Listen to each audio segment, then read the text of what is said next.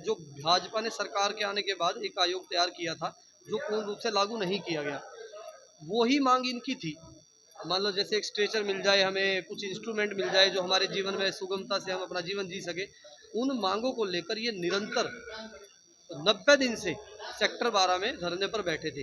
तूफान आया, बरसात आई, उस समय का समय वीडियोस वगैरह मीडिया में वायरल है, इनके टेंट तक उड़ गए। लेकिन ना आम आदमी पार्टी के, ना कांग्रेस के, ना भाजपा के उस समय के सांसद, जो वर्तमान में जो उस समय के जो ताकत रखते थे, आवाज उठाने की जिनमें सामर्थ्य था, वो भी सूद लेने नहीं आए। लेकिन जैसे ही हमारे साथ संपर्क हुआ, सर्विस पार्टी ने इनका खुलकर साथ दिया, और इनका खुलकर साथ दिया तो इनके लिए हमने जैसे ही आवाज़ उठाई तो खट्टर साहब ने तुरंत हमें गिरफ्तार कर दिया, घसीट कर थाने तक ले गए और हमारे ऊपर पर्चे तक दर्ज किए गए। लेकिन जैसे ही उस समय में विकलांगों ने सड़क को जाम किया कि जब तक हमारे साथी नहीं छोड़े जाएंगे, तो ये वहाँ पर उपस्थित है, इन्होंने कहा जब तक हमारे साथी नहीं छोड़े जाएंगे तब तक हम जाम नहीं खोलेंगे।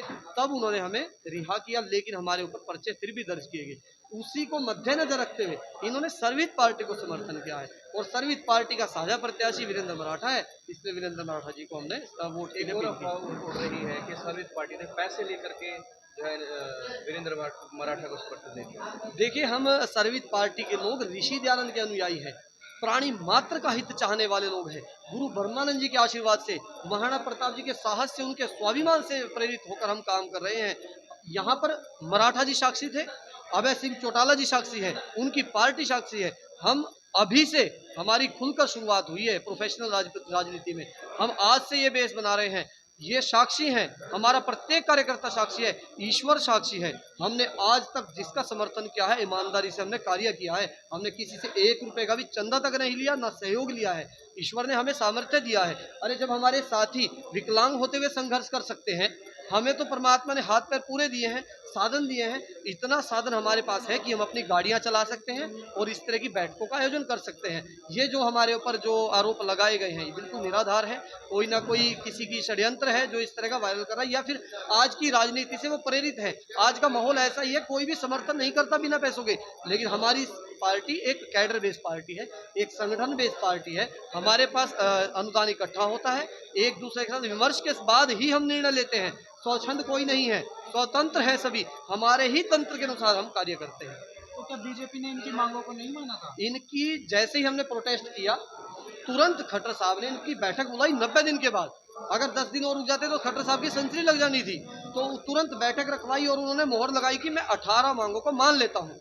और हमने भी उस समय प्रोटेस्ट को खत्म कर दिया, इन्होंने भी सभी का धन्यवाद करके प्रोटेस्ट खत्म कर दिया। लेकिन वो दिन है, 2 साल बीत गए, वो निर्दयी नेता, उन्होंने उन 18 मांगों में से एक भी मांग को पूरा नहीं किया। इसीलिए मैं कहता हूँ ईश्वर न्यायकारी है, उनको कुर्सी से उतार दिया गया और आज उनकी ऐसी स्थिति है, उनको गांव-गांव में घुसने नहीं दिया जा रहा। लेकिन दुर्भाग्य है करनाल का, फिर से उनको टिकट दे दी गई आवाज उठाने के लिए। अरे जो उस समय में जो पूर्ण रूप से इंसान, मतलब जिनको सामर्थ्य नहीं दिया ईश्वर ने, जो हैंडीकैप है, जो पूर्ण रूप से कार्य नहीं कर सकते, अगर उनका उस समय सहयोग नहीं किया, उसने उनको सुविधा वो नहीं दे पाया, वो आज फिर भाजपा ने आवाज उठाने के लिए खड़ा कर दिया। वो क्या आवाज उठाएगा? वो आम आदमी की आवाज क्या उठाएगा? तो हम कहते हैं कि जनता को समझना चाहिए, देखना चाहिए। जिनको 9.5 साल दिए वो उस समय कार्य नहीं कर पाया, तो आज क्या कार्य कर पाएगा? अपने स्थानीय लीडर को जिताना चाहिए।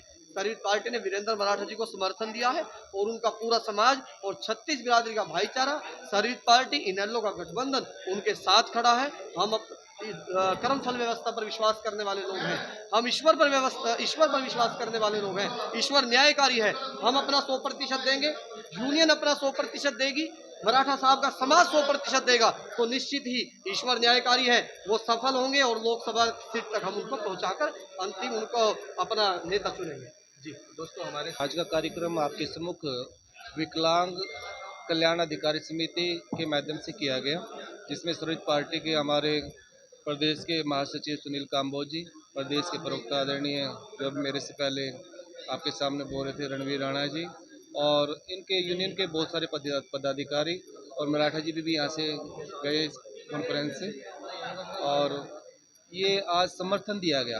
जो विकलांग जो यूनियन है, अभी इन्होंने मराठा जी को सर्विस पार्टी के माध्यम से अभी मराठा जी को ज़्यादा से ज़्यादा वोट देके सफल बनाया। आज का कार्यक्रम ये रहा।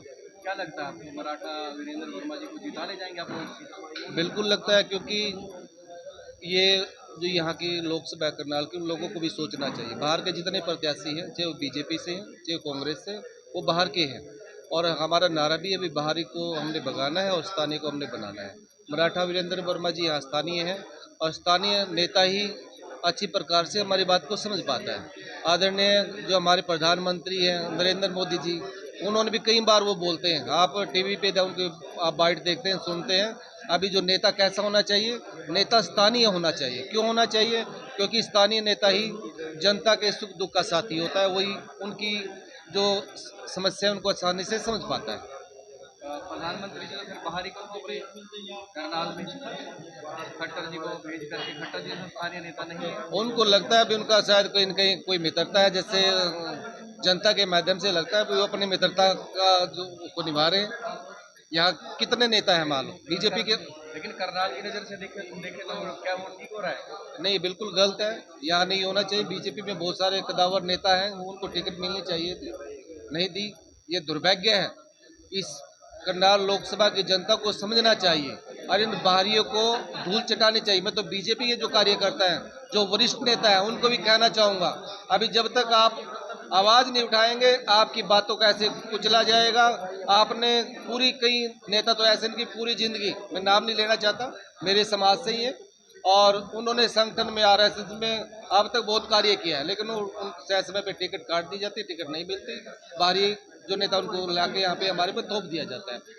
आपके समाज से मराठा वीरेंद्र वर्मा जी भी हैं, तो आपको क्या लगता है आपका समाज मराठा वीरेंद्र वर्मा के साथ है? पार्टी से अगर हट के बात करें तो? बिल्कुल, मेरा समाज 100% रोड जो समाज है वो पूरा का पूरा मराठा जी के साथ है। हाँ, कई बार सुनने में आता भी ऐसा कुछ भी नहीं है। सारा एक एक वोट मराठा जी को जाएगा।